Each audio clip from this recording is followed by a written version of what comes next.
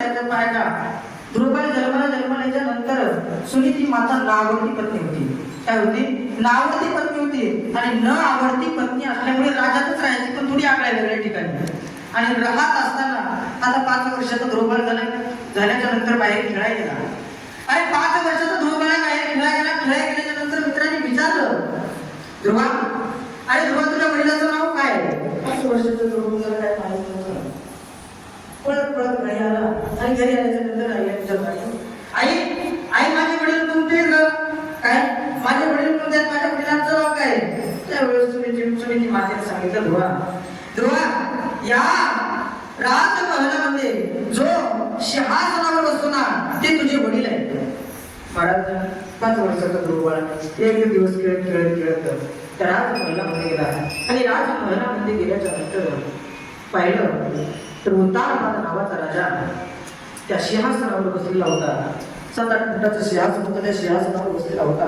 5 वर्षाचा ध्रुवबाळ आहे. आणि दुसरी पत्नी होती, त्या मांडीवर बसल्यामुळे आता यालाही वाटलं आपल्या वडिलांच्या मांडीवर जाऊन बसलं पाहिजे. मनात इच्छा झाली. राजानेही लटकन उचलून घेतलं. महाराज राजाने उचलून घेतलं, आपल्या मांडीवर बसलं. तेवढ्या सुरुची माता आहे, कोणाच्या हाताला धरलं आणि धाड दिशेने ढकलून दिलं.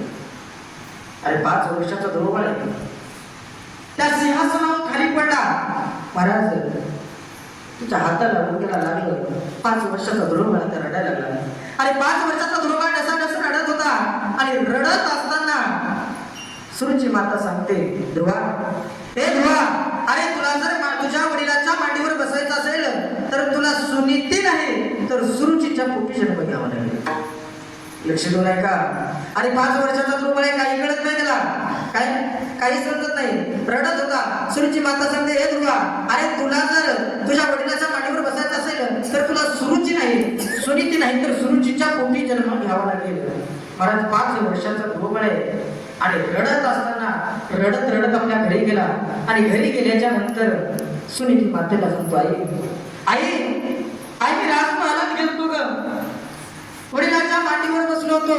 तेवढ्यात ती सुरुची माता ती आई आली आणि तिने धाड दिशे ढकलून दिलं. आई असं काय पाप केले का मी की मला माझ्या वडिलांच्या मांडीवर बसण्याचा देखील अधिकार नाही? आई सांग ना, आई काय पाप केले मी असं? महाराज त्यावेळेस सुनीती माता सांगते, ध्रुवा, पाप तू नाही तर पाप मी केले. काय? ध्रुवा, पाप तू नाही तर पाप मी केले, कारण तुझ्या वडिलांची नावडती पत्नी. महाराज सुनीती मातेच्या डोळ्यात पाणी आलं. सुनीती माता सांगते, हे ध्रुवा, लक्ष दे. अरे काय त्या नाशिवंत मांडीचा विचार करतोस रे? अरे बसायचंच असेल तर अशा मांडीवर बस की त्या मांडीवर तुला या विश्वातलं कोणीच उठवणार. अरे महाराज मांडली. त्यावेळेस सुनीती माता सांगते, ध्रुवा, वनाचा भगवंताची प्राप्ती कर आणि भगवंताची प्राप्ती केल्याच्या नंतर त्या भगवंताच्या मांडीवर बस. तुमचं काही करू शकत नाही. 5 वर्षाच्या ध्रुवबाळाला उपदेश करते. काय 5 वर्षाचा? लक्ष देऊ नये का? आपला मुलगा कसा घडवायचा, आपल्या मुलाला काय बनवायचं ते आपल्या आईच्या हातात असतं. आपल्या मुलाला जोड बनवायचं, आपल्या मुलाला डाकू बनवायचं, आपल्या मुलाला महाराज बनवायचं, आपल्या मुलाला PSI बनवायचं, आपल्या मुलाला मास्तर बनवायचं, काय बनवायचं ते आपल्या आईच्या हातात असतं. उदाहरण म्हणून सांगतो तुम्हाला. एक लहान मुलगा, पहिलीचा मुलगा शाळेत गेल्याच्या नंतर पहिला दिवस होता. आईला विचारलं, आई शाळेत जातोय का? आईने विचारलं, आई पण 5 रुपये पाहिजे, मला पेन घ्यायचंय. काय घ्यायचं? 5 रुपये पाहिजे, काही पेन घ्यायचंय. महाराज आईने सांगितलं, आज 5 रुपये सुट्टे नाहीत, नाही तू काय कर, उद्या ये, तुला 5 रुपये सुट्टे देते. महाराज मुलगा शाळेत गेला. मुलगा शाळेतून घरी आला. आणि आल्याच्या नंतर महाराज मुलाने आईला सांगितलं, आई तुला 5 रुपये द्यायची गरज नाही. मी आता काय? आई तुला 5 रुपये द्यायची गरज नाही. आई विचारलं, काय झालं?